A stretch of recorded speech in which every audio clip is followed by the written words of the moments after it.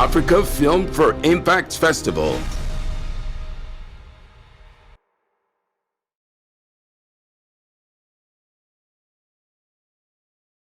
So I'm thrilled to have all of you join us today for this session on human trafficking, which is obviously something that's near and dear to my heart as someone who works for survivors of sex trafficking.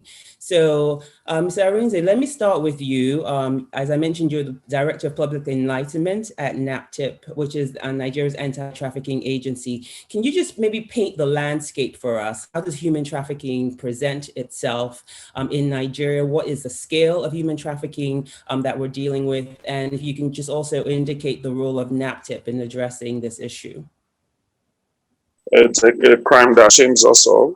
It's a crime that denies people of their human rights, and where the instrumentality of the UNTOC, the federal government of Nigeria signed on to that, the UNTOC, and followed up with enacting a law and setting up an agency to enforce, not just enforce the law, but also rehabilitate victims of trafficking persons. Now, it is a very serious crime. It's because it's an under the radar crime. Statistics is hard to come by. People tell you that I want to help you, in a typical Nigerian parlance, I want to help you. And so many things go under the radar, under the cover, of that innocuous statement. Now help, I want to help them. So, and because that these are people who are related to each other, these are cousins, these are wives, these are mothers, these are husbands doing something to somebody they know. So and under this particular explanation, under this cover that I just spoke about, so it's something that is insidious, it's something that is bad, it's something that has so much destructive capacity to waste our best and our brightest. I hear so much, and I've been in this agency since it started. You can imagine the power of a statement like, I'd rather die in the Mediterranean than suffer in front of my mother. These are the kind of words you hear. Many have perished, many have died in the process.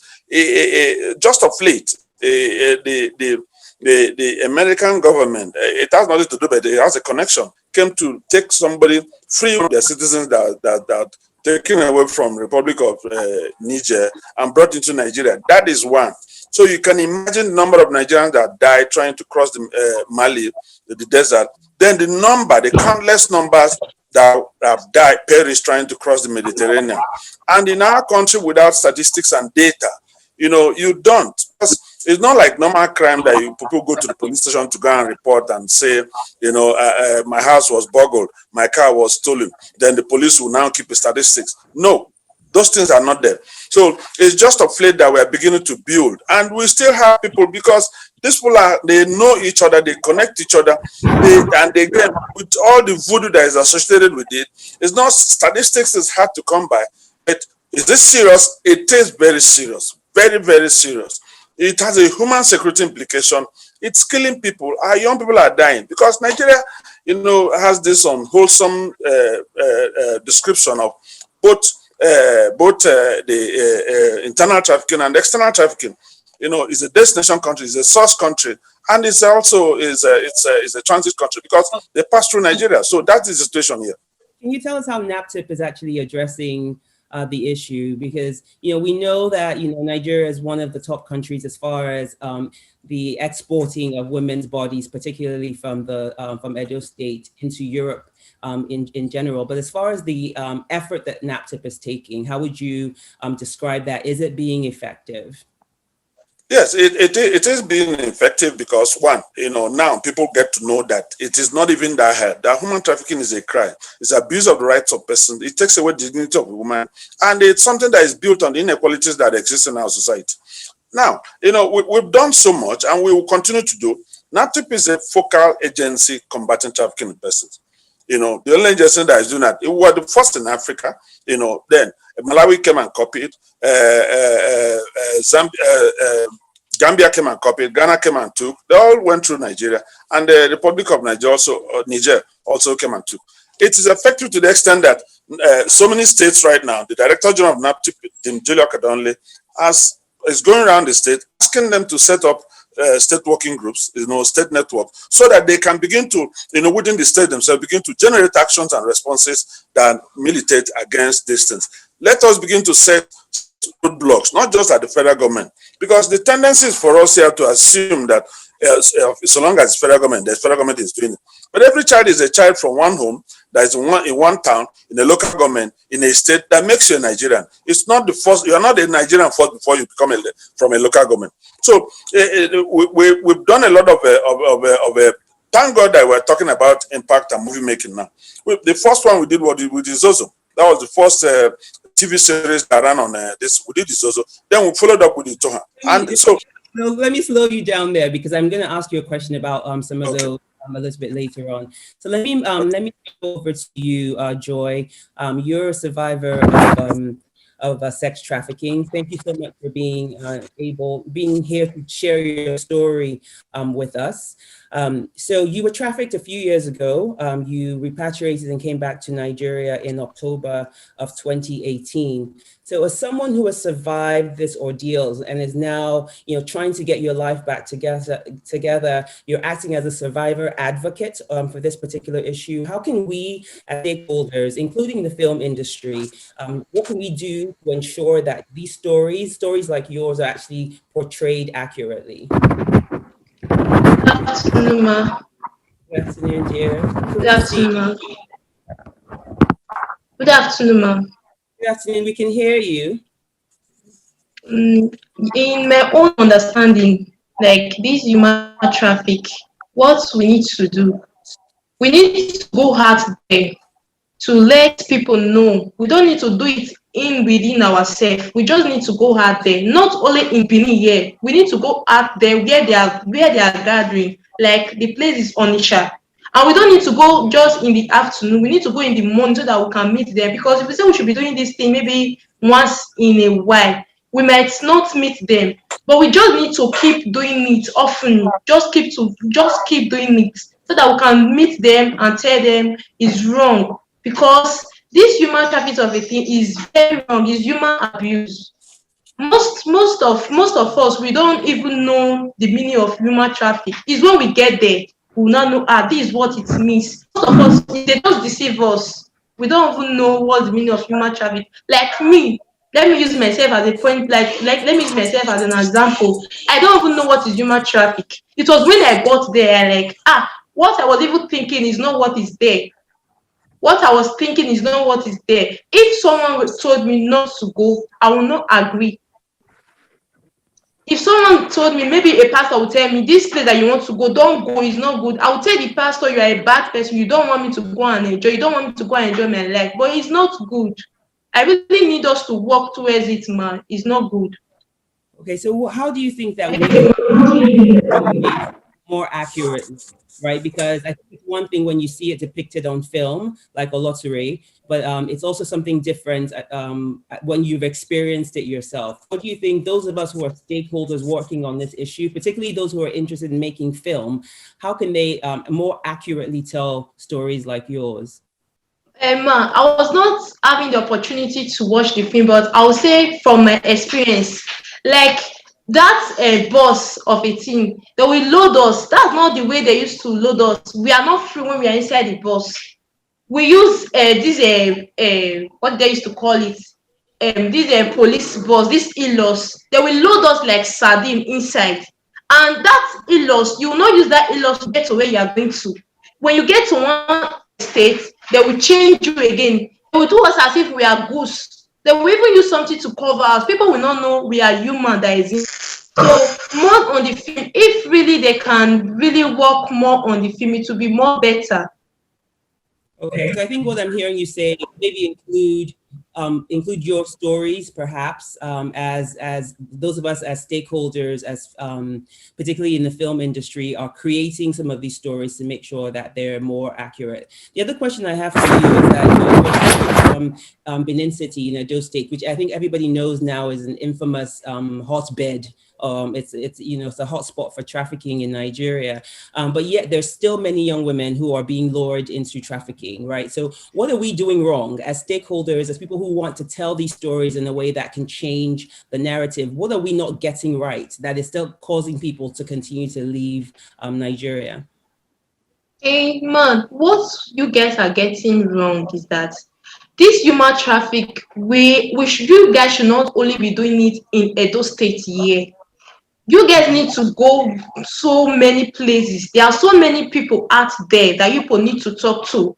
Like number one is Onitsha. You guys really need to go to Onitsha because that is the place that they are loading them. From there, they will take their move. Not only in Edo State, because here in Edo State is all over the world now that in Edo State here that now Edo State there the many parts. No, there are so many people there that we need to talk to, not only in Edo State, like Onitsha, Warri, because we Edo State guests now, based on Oba has caught it that nobody should travel. So that one now we are scared of it. So we need to go to Warri, Onitsha. There are so many places, not only in Edo State. All right, thank you so much. Thank you, ma'am. Come to you now. As I mentioned earlier, you're an accomplished actor, you're a producer, and dare I say, Nollywood royalty. But I think one thing that people don't necessarily know about you is that you are a UNODC a Goodwill Ambassador, but also an advocate for organizations like mine as well. You know how dear and precious you are to me, but over the years, I think you've taken on roles that have been really, challenging the status quo, right? The narrative on societal ills, particularly when dealing with women. Anyone who has seen your brilliant performance in Hereward knows precisely what I'm talking about. But how do you marry that posture, right? The position that you have taken to more actively deal with societal issues? How do you marry that, right, with an industry that has played such a significant role in the way that women's bodies have been commoditized, in the way that women's bodies have even been dehumanized in some cases? How are you able to bridge that gap and continue to put out incredible work in this industry? Nice to be with you again. I feel like to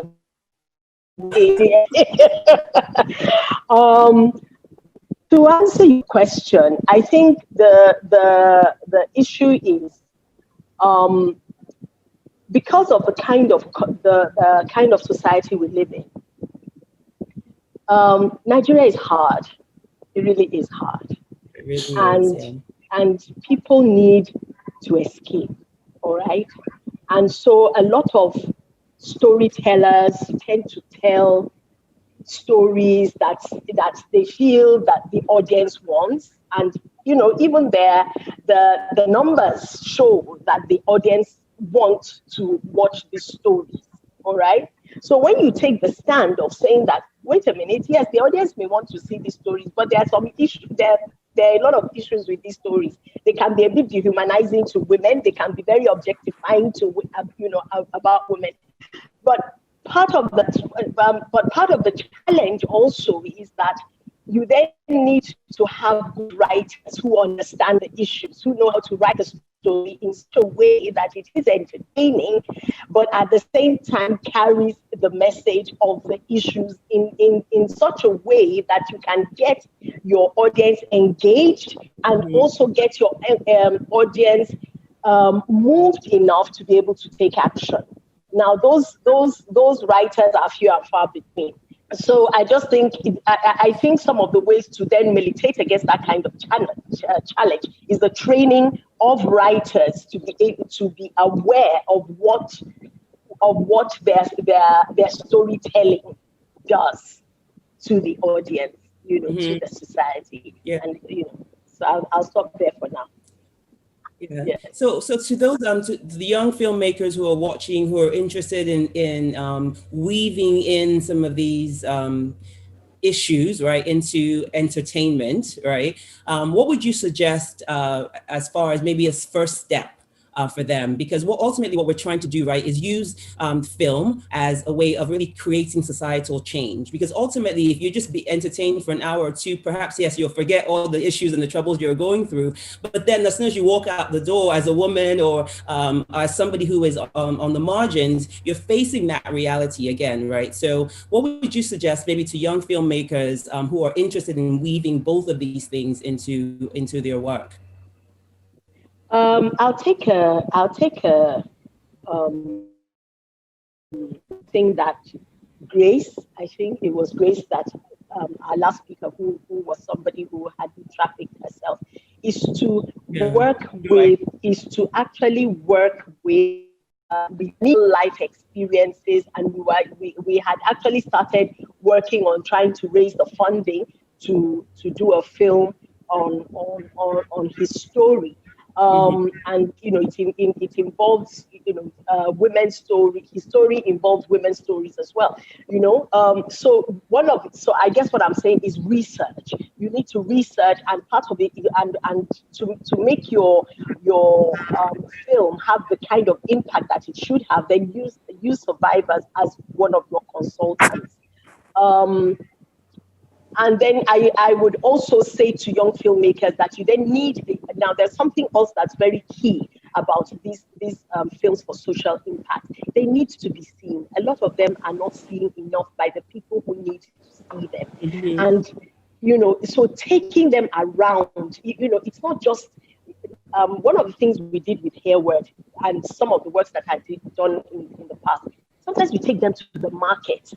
We take these works to the market and we perform in the market. So films are even easier they travel easier. So you don't necessarily need to put them. Yes, it's good to put them on TV stations, but take them to the motor parks, take them to the hairdressing salons, take them, just take them to where people gather and watch films, because they do need.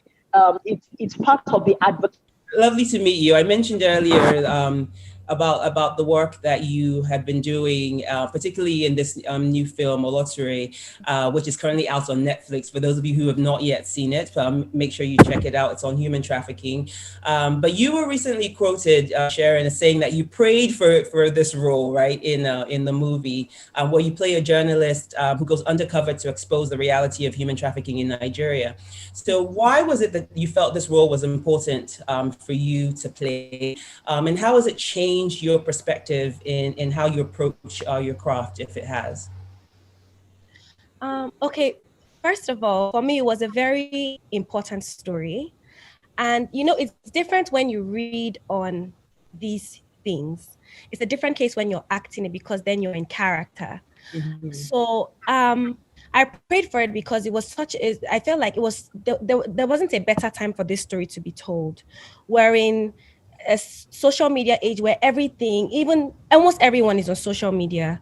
And I feel like this is the best way to educate young women, young men, and God has given me a platform. So I really wanted a role like this that would put me in a position that I can show people who look up to me, that this is actually what is going on. Don't only look at me for, the glam.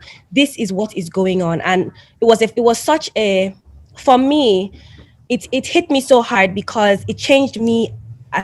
Acting that role changed me as a person, because it was a light bulb moment for me.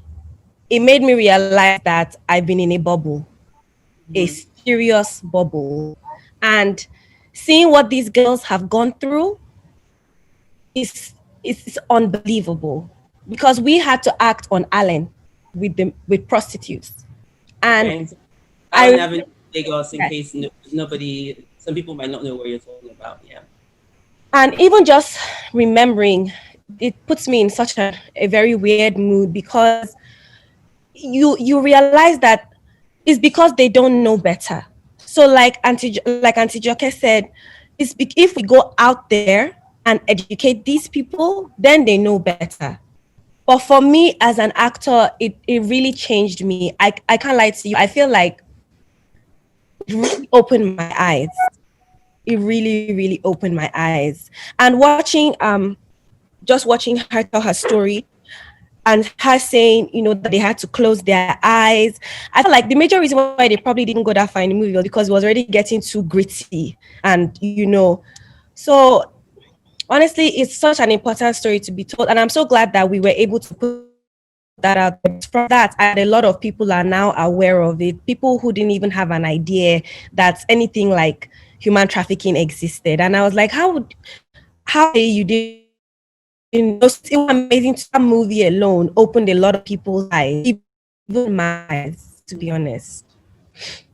Please make sure you send us your questions. If there are particular aspects of a response that may not have been clear enough for you, please make sure you utilize the chat box. Those of you who are watching us on YouTube, also send us your questions there as well, so we can pose them to our panelists. But Sharon, though, other than, in what called collectivism, right? It's where people just click and like and share and retweet and maybe even use photo ops on a trending subject, right? How would you suggest, or what would be your recommendations, particularly for celebrities, a platform like yours? How can they use that platform to start to dismantle some of the sexism, some of the misogyny, some of the state-sanctioned violence, as we've seen recently in the NSARS protests and other and other societal ills that are plaguing Nigeria? Because it's not just, to me, I think anybody who with great privilege comes great responsibility, right? But sometimes you see people just, take the moment to enhance their careers as opposed to really dig deep. So what would be your suggestion to, particularly for young actors in your generation? I would say this is the time. And just like you said, I think it would be easy. I think it's quite clear to spot anyone who is using it to just advance their career. You would know people who are passionate about the message when you see it on their page. It's easy. I feel like everything is clear to see what is for clout. So I would say to my colleagues out there that this platform that God has given us is for us to send a clear message. And this change that we've been wanting for a long time starts with our generation. Because back in the day, the veteran actors that we had didn't have this platform that we have. When movies were made, they only had to go to a video club to rent a movie. That is how you see their films. They didn't have cinemas. They didn't have what we have today. We are at a greater advantage. They struggled more to be stars than we had. You can just be on social media and you can become a star. And in fact, for the wrong reasons, you can be a star on social media. But in our generation, because we have this voice, I want us to push aside whatever personal gratification that would come with it, because it's for the greater good. It's for these girls who are being trafficked. It's for a greater Nigeria. It's for women to be respected. It's for children to grow up in a country where they are proud to say, this change was enacted by my parents' generation. And for me, it's more important that it starts with us. And this NSARS one really got to me. I actually just got better yesterday. I was actually sick. I had bad panic attacks because I felt like our hopes went up and was just shattered badly. And just the fear of more impending doom was in my heart. And I realized I was breathing. I had to go to the hospital and I had to actually speak to a doctor, and the doctor said, "What's wrong with you? Your body is fine." And I had to tell the doctor, okay, I think I was too worried about what was going on in our country. For the first time, this is going to sound crazy, but for the first time, I started digging into history about Nigeria, things that were happening in the country just because of this NSARS. I believe a lot of my peers have been educated.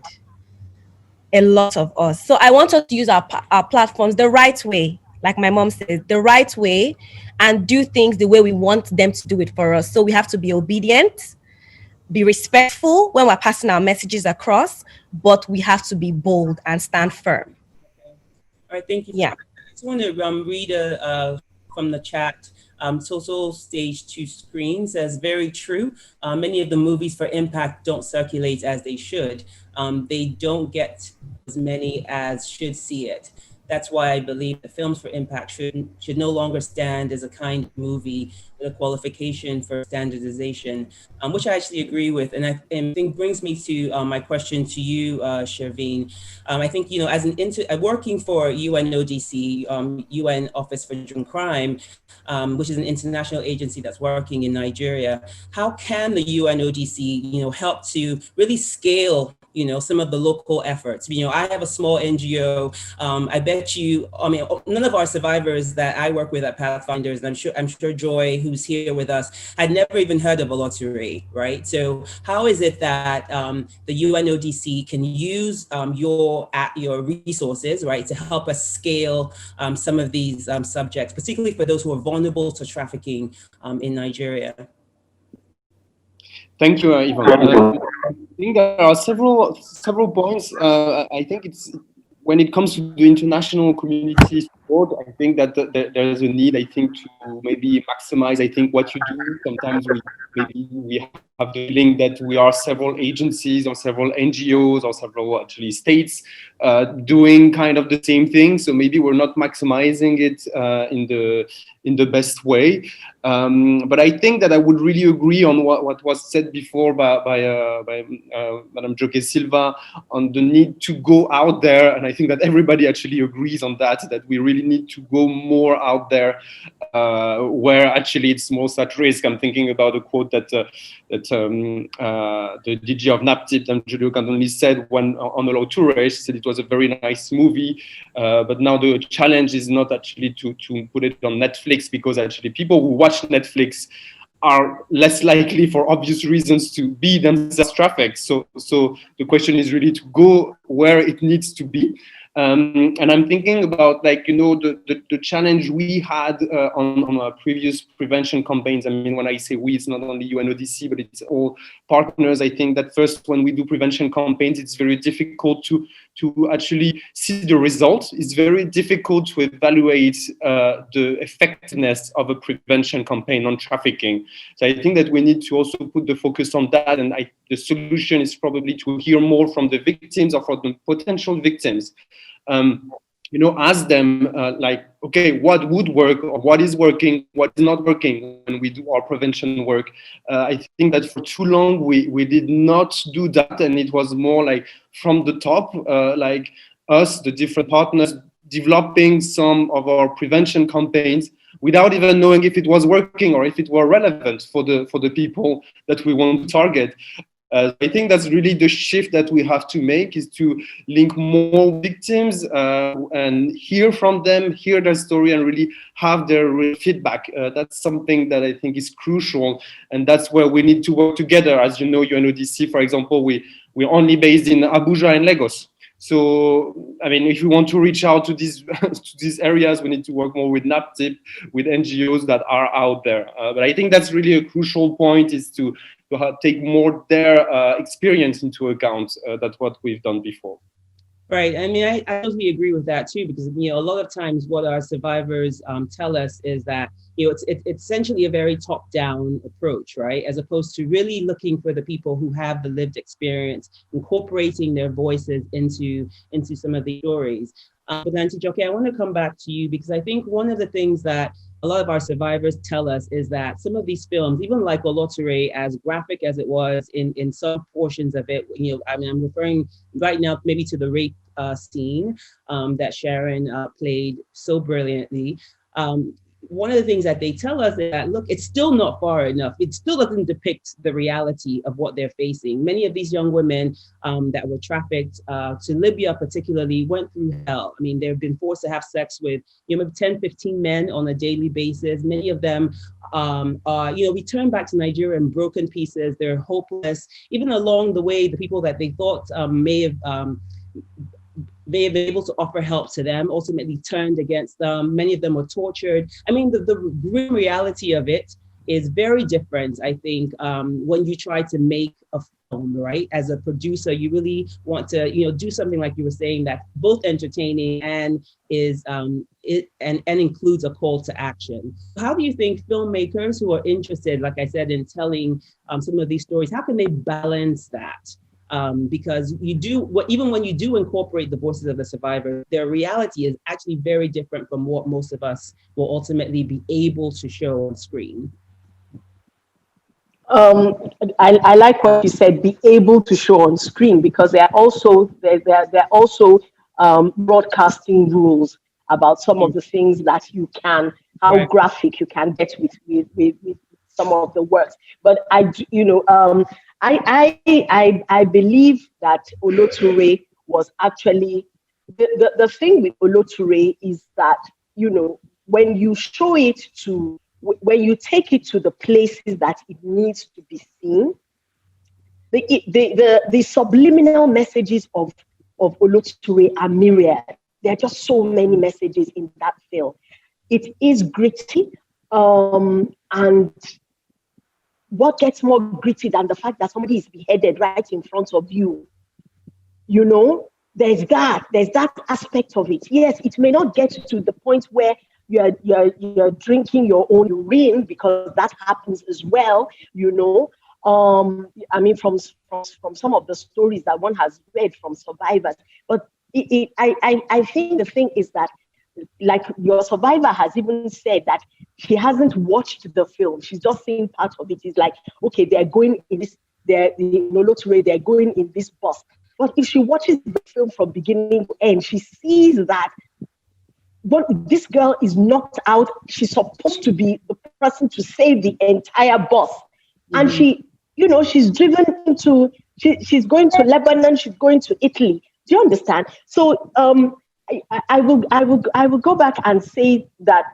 Something else that I'd like to add is the fact that now UNODC can only do so much, but UNODC then needs to partner with a lot of other international organizations who have the experience of showing these films. Ford Foundation, for instance, Foundation does a lot of that. So sort of the foundation can take a work like Oloture and show it around the nation, around the places where it needs to be seen. For young filmmakers, it just keep telling the stories. The stories are so many that, I mean, you have, to be honest with you, thousands of stories. It's making your story as close to the truth as possible, but telling your story in such a way that it is a call to action. There's something called, there's a form of writing known as conflict to transformation. It's something that was developed in Brazil, in Sao Paulo, Brazil. It's a form of drama where you look at areas of conflict, but you immerse your audience into that situation so that there's a move to action. So for young filmmakers, I think that's probably a style to research. It's called drama for transformation, conflict to transformation. You can research that, and it's a style that would really work for something like human trafficking and illegal migration. But I think also what is very important is that Nigeria needs to set up. Sorry, I know you didn't ask me this question, but I think it's really important. Nigeria needs to set up a welfare system. There's no way, when there's this amount of poverty, there's no amount of advocacy that you're going to do that's going to stop people from wanting to look for greener pastures. And not everybody is going to be able to work at the same time. The youth ball that we have is just so incredible. Let's look at setting up some kind of welfare system to help those who are in real abject poverty. Absolutely. I agree with you there 100%. Because most of the survivors that we work with tell us that if there had been something like that, if they had been aware of a way to be able to support themselves, help them, help their families, they wouldn't have left Nigeria. But Mr.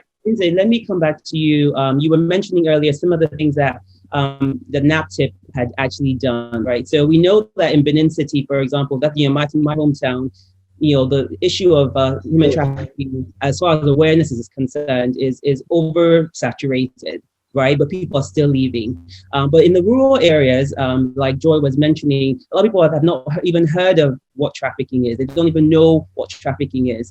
What would you, can you just give us an idea of what NAPTIP has been doing as far as reaching those areas that may not necessarily have the information, people who are never going to see films like Oloturi? A proverb by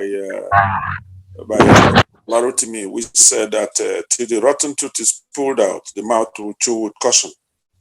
Now, we still have the inequality that we have the poverty that we have the economic inequalities amongst gender that is sitting pretty on our minds here.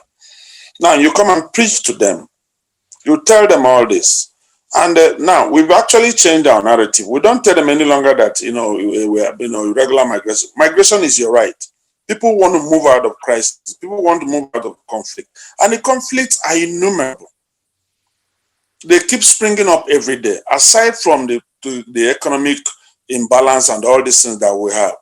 So there is, you used one term, which is saturated. It is not even saturated to the extent that people still have not heard.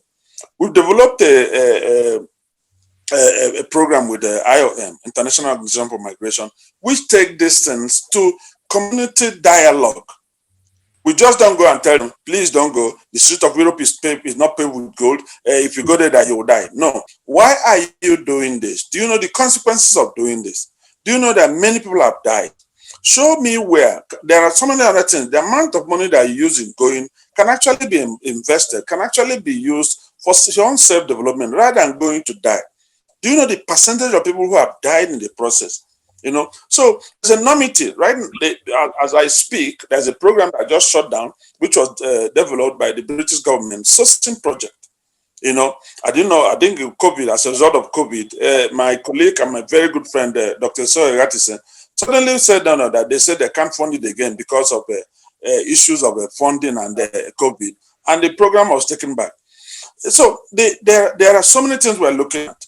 We are developing those programs. We have one now. The state working groups is what we're actually sitting on, asking the state governors, please make sure, under the supervision of the attorney generals of each of those states, set up a team that will be working in your state, set up a team that begin to target those issues that we address as the triggers and as the causative factors for trafficking a person. So it's not just come and tell them, don't travel. If you go, you will die. How do you deal with their issues? Those are not federal government issues. Those are not, there are things that the states have a direct relationship and can begin to address in their economic empowerment programs. Numerous, there are so many of them they have in their state. But because just like Auntie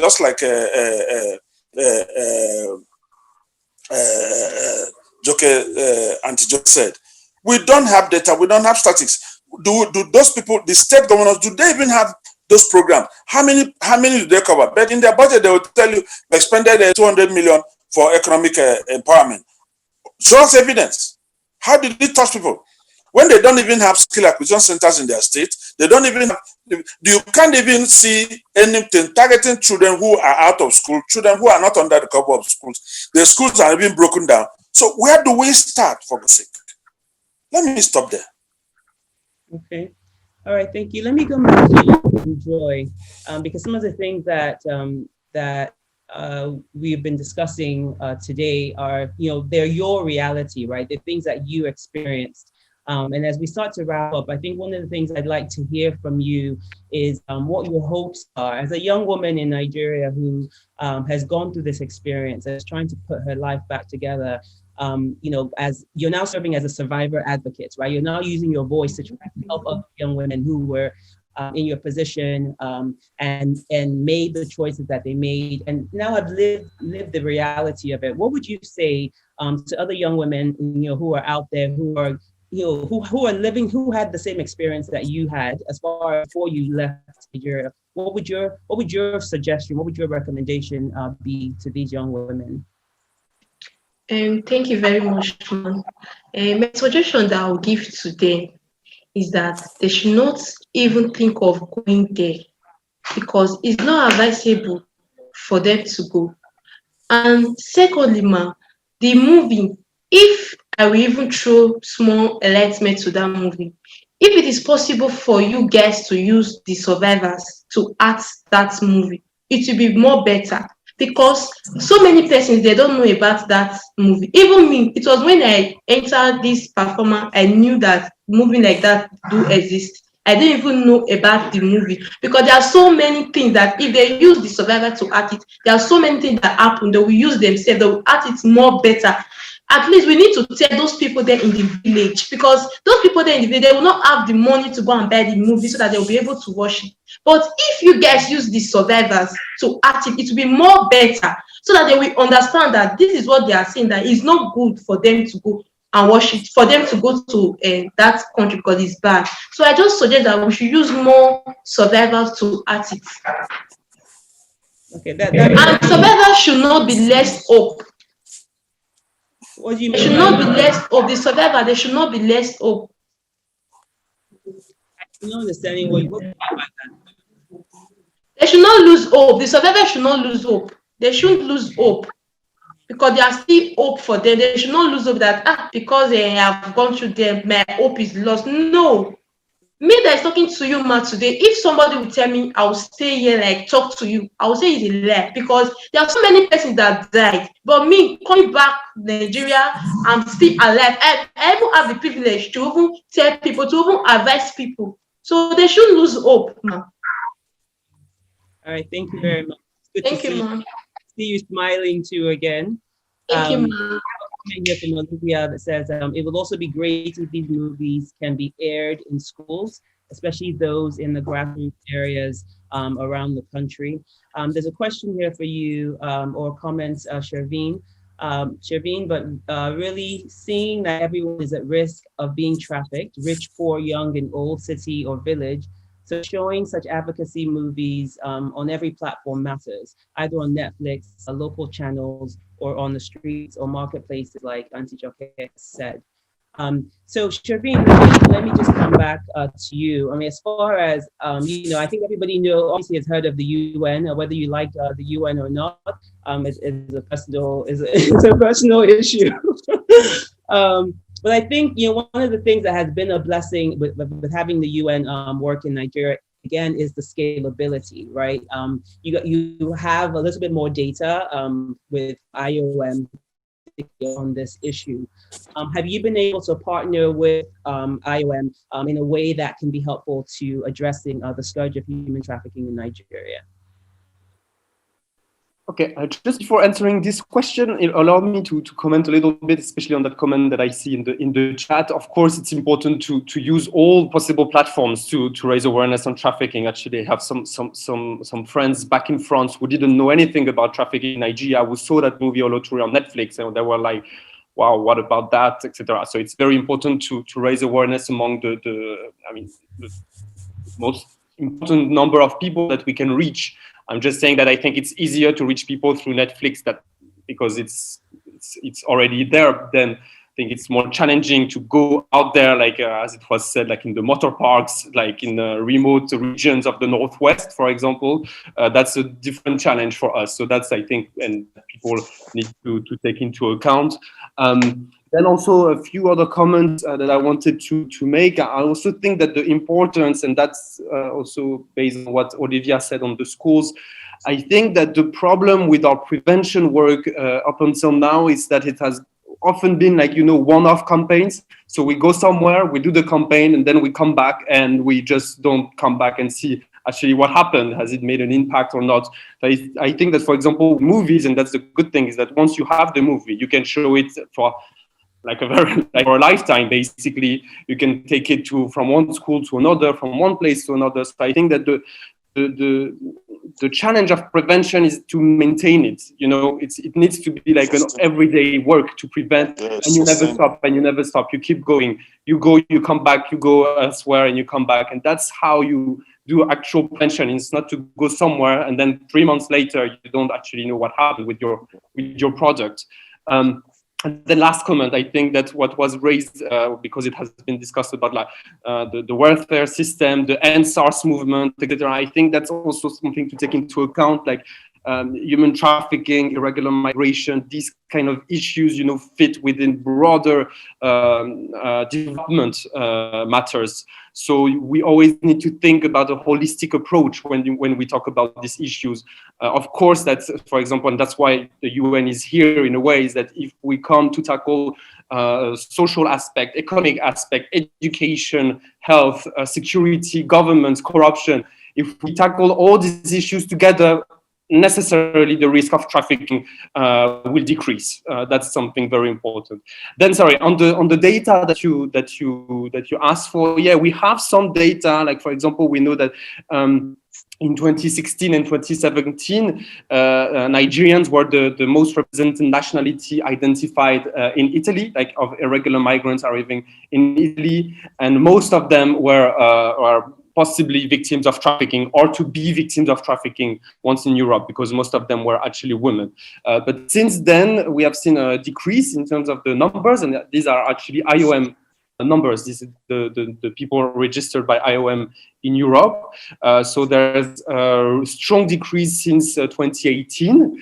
But I think that the important is not to think that since the Nigerians are not in the top 10 of nationalities represented now in Europe, at least in like the people that are registered in Europe, we should not think that it's over, because a lot of them, I think around 50,000 are still stuck in Libya, and God knows in what conditions they are.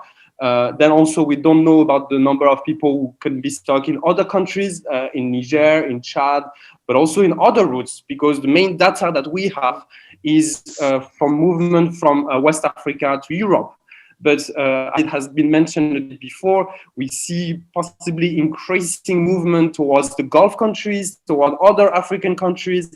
And unfortunately, that's where we lack the data. It has been also discussed, like the challenge to get reliable and up-to-date statistic data is very important for us. And I think that should be a priority for international partners, but also for national partners. It's only when you get the figures that you can actually develop an adequate strategy to tackle the problems. Yeah, I hope I answered your question, Ivan. Yeah, absolutely. So can I quickly come in here? Is it possible? Sure. And before you make a comment, Bryce, can you just take a look at YouTube and let me know if there are any questions there that maybe we can pass on to our panelists. Sorry, over to you, sir. Yeah, you see, now it's good that we're saying all of this, but just to quickly say that, because I heard Chavin mention Netflix. You see, you also have to deal with the challenge that arises from issue of data and the Android phones to access Netflix. The people you're producing these things do not live in they don't live in urban cities. The victims live in rural areas where there is challenge of power, where they don't even go to school, they don't even have Android phones.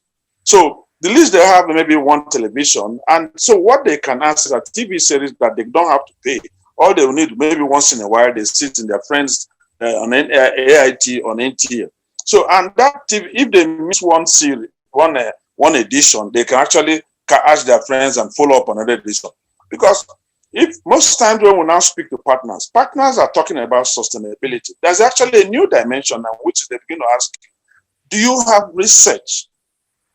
This your production that you're talking about, are they research driven? And do you have a behavioral change communication index attached to it? Does it have the capacity to do all of this? And because now these are new gens and it's coming out and it's affecting, the production that we speak about. If you want to go and do just one movie, one length of movie, and you go and show it on this, the next day, the very first day, if you do 100,000 people that will come and watch it, the next day they're not going to get 100,000. Those people have watched it. And where are the film, the studio is located? They're in the main city, they're not in Onitsha. Then there's one in Benin. But they are not in Uromi. There's none in Uromi. There's none in Sakwamba. They don't have in all these areas where these girls go now to go and locate people. So, with criminals, traffickers go and take people. So, TV series makes a lot of sense. But research, just like Auntie Joke said, people, they don't go research. People want quick fixes that they will go. There's no depth in the materials they produce.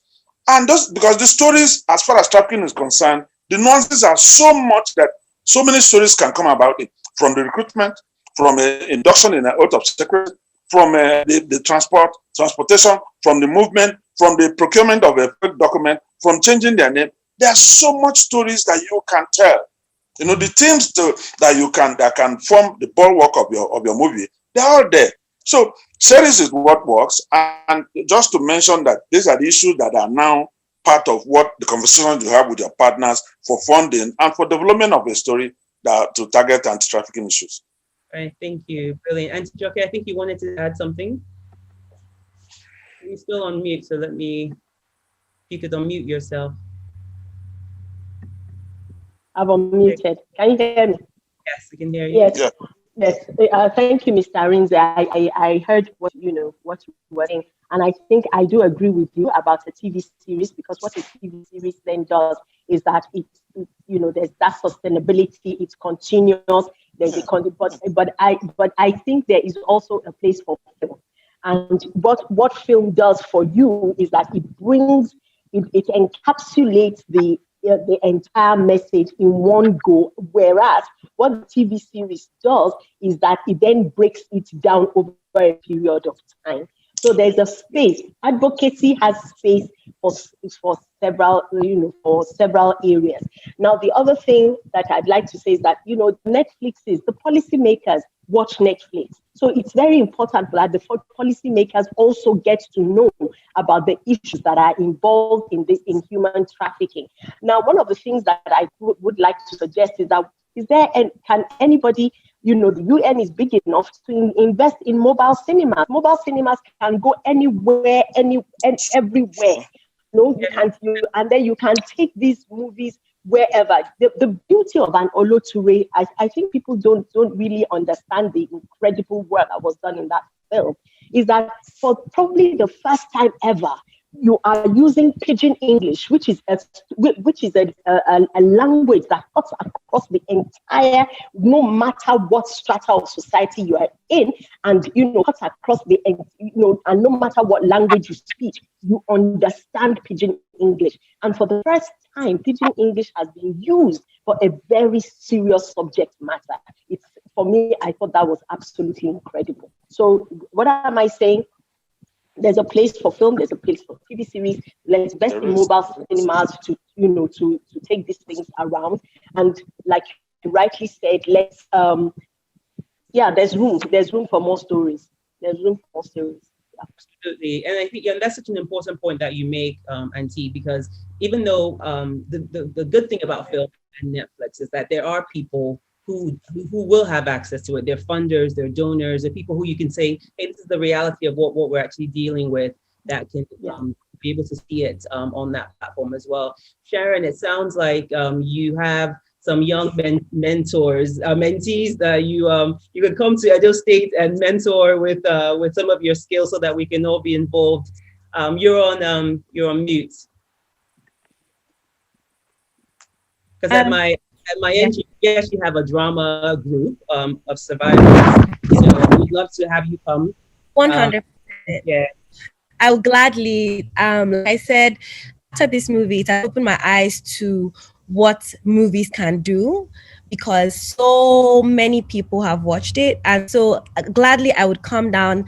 It's a new journey for me. That this movie opened up a floodgate. So now I am willing to advocate for as many girls, willing to teach if that's what it would cost. And just like Auntie Joke said, these mobile cinemas are so necessary. If they can take these mobile cinemas to places where these rural areas where they can't access the cinema and watch these movies, it educates them. And just like someone said in the comment section as well, from the grassroots, which means education from when they are younger, let them know that, there's no greener pasture. It starts from here. It starts from your mindset. So 100%, I'm willing to advocate. I'm willing to teach or tutor anyone, even though I'm still learning from people like Auntie Joke. But the little I know, I will gladly teach 100%. And what the survivor said, I understood what she was saying when she said she wished that they. I don't think she meant literally act. I think she meant like be there to show us the gravity of what they were facing. I felt like we downplay it in movies. So she's saying they want to be on set with us to tell us, if I may be shouting, the girl will shout more. Mm-hmm. That's what I got from what she was saying. I may be wrong, but that's what I got. Yeah, I think she might also be looking for a career too. So let's. She's welcome. This guy is big enough for all of us. So yes, girl, welcome. So, I want to Bright, unless there were any questions that you wanted to that we got from the YouTube page, I was going to just thank our panelists and do a wrap up. Over to you. Oh, okay. So on the YouTube, no, we don't have questions on the YouTube, but I don't know. A few persons who joined here might want to just send in their question into the chat. So if you're here and you want to, because we assured you could ask your questions, whatever bothers you could ask. So if you're here on the platform and you have that question bothering you, please, can you just drop it quickly in the chat so we pick it up from there? Okay. So while we're waiting for I that, think about viewing more than asking questions then.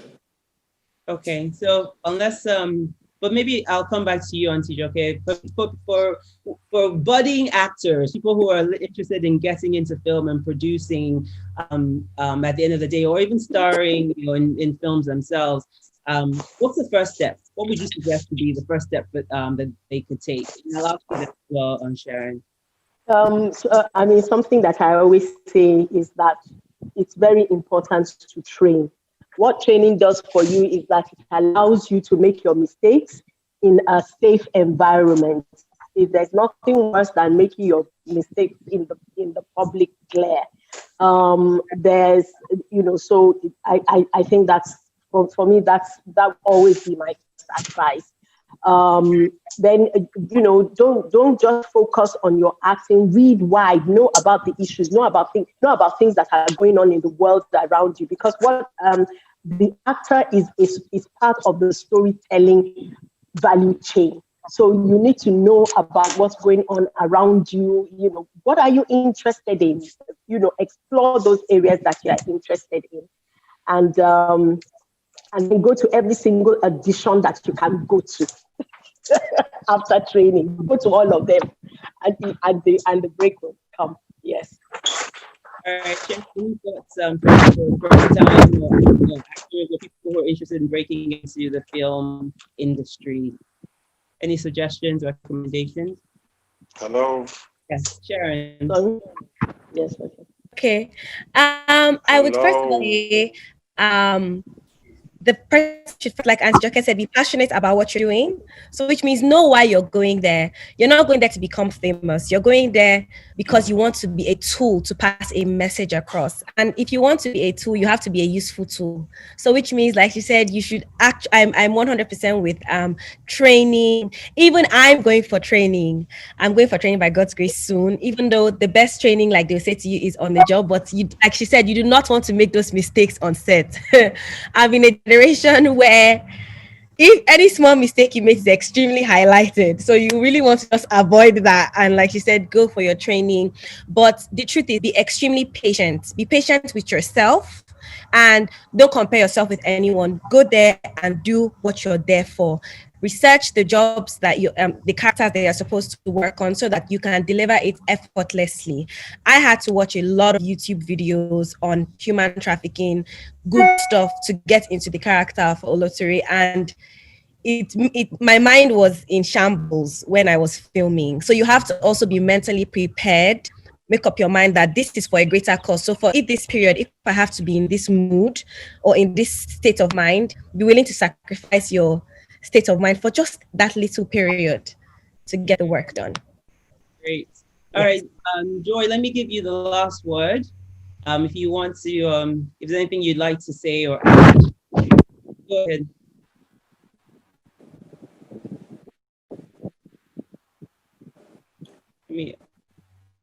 I just want to say a very big thank you for the opportunity, for the privilege to just say some things. And I want to say, if I have the privilege to come out like what I went through, I'll be able to do it.